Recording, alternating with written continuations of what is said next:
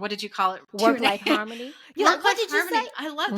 that. Work-life harmony. I love that because we've been trained to hear work-life balance, but I agree. Mm-hmm. I like work-life harmony. That's great. I'm gonna have to train myself to switch that out and start using that work-life harmony. I love that. Because Yeah. I think we put so much pressure on ourselves. We're like, oh my gosh, you got to be excelling 100% at work or your business. Then you got to be excelling 100% as a wife, excelling 100% as a mom. And what I say is that it's unsustainable to have a high level of intensity and being like really successful in all of those areas. Like it is a trade off, meaning like if you're going to be really, really dedicated and focused, in your business and really growing it, if that's the season that it's in, then you may be spending a little bit, less time with your family, or you may be spending a little less time with your kids. Or if you're really, really, focused on your marriage and your kids, then you may be a little, spending a less time with your business.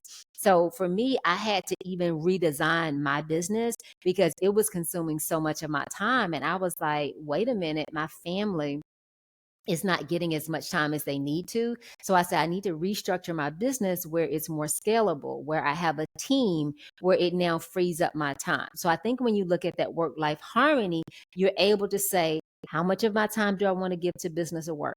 How much of my time to myself? How much of my time, to my kids or to my family? So it's really taking inventory of your life, and is your life, um, are you living the life that you want to live, or do you need to make some adjustments? I love that. Wow, that's great because life passes by so quickly and then It before you does. know it, the kids are grown and my mom says to me all the time, she's like, I can't believe you're still my daughter, but I can't believe you're going to be, I'm telling my age. She's like, I can't believe at the end of the year you're going to be 48. And I'm like, I know, I can't believe it either, but it just goes She's by like, so you're a full fast. grown adult. She's like, you a Right. And so whenever she sees young parents, when we're out and she sees young parents, she'll be telling them, she's like, please enjoy that time, spend as much time with them as you can. Because my mom worked, she was a single mom, but then we lived with my grandparents and my uncle so that they said, when my mom left my biological father and everything and became a single mom, my grandparents were like, come move in with us because we know you can't take care of Jackie on your own. That's just not going to work. It's not going to be sustainable to work. And then where are you going to take her for childcare, and you don't want to just take her to anybody.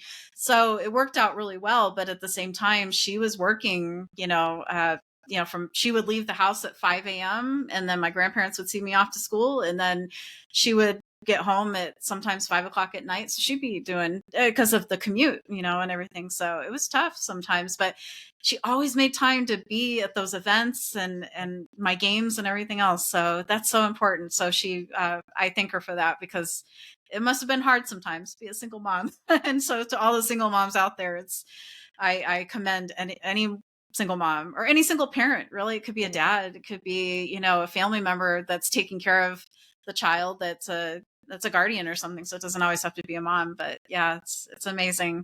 It's for sure. Yeah. I commend them too. But one thing that you said, Jackie, is your mom, she was committed to being at those events. So that was something that she prioritized, right? And Right. so that's why we have to understand what are our priorities and what is important, because whatever you prioritize, you give attention to. And as women, unfortunately, a lot of times we don't prioritize our health, like our physical health, our mental health, our spiritual health.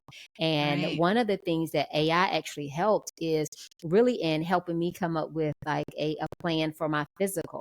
I was like, I'm in a season of my life where I'm not going to the gym. I'm not going to be working out 3 hours a day. So I was like, I need you to give me, this is my life. So I kind of put in there what my life was. I attached my schedule to it. And I said, I need you to give me like a plan. I call it a physical activity plan, not necessarily a workout plan.